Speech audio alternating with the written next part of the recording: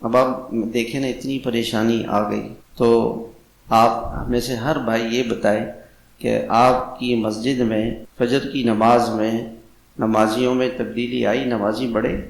کوئی مسجد ہے جس میں نمازی پہلے 100 تھے 150 ہو گئے 200 ہو گئے، ایک صف نمازیوں کی تھی 2 صفیں ہو گئے؟ کوئی مسجد ہے؟ کوئی مسجد ایسی نہیں۔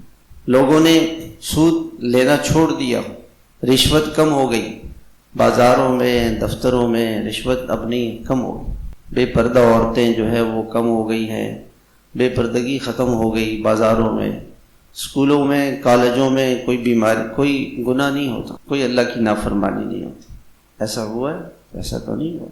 تو یہ جو پریشانیاں ہیں یہ پریشانیاں اللہ کی طرف سے ہیں۔ ما اصاب من مصیبت الا باذن اللہ، ہر مصیبت، ہر تکلیف، ہر پریشانی، ہر بیماری یہ اللہ کے حکم سے آتی ہے، اللہ کے فیصلے سے آتی ہے۔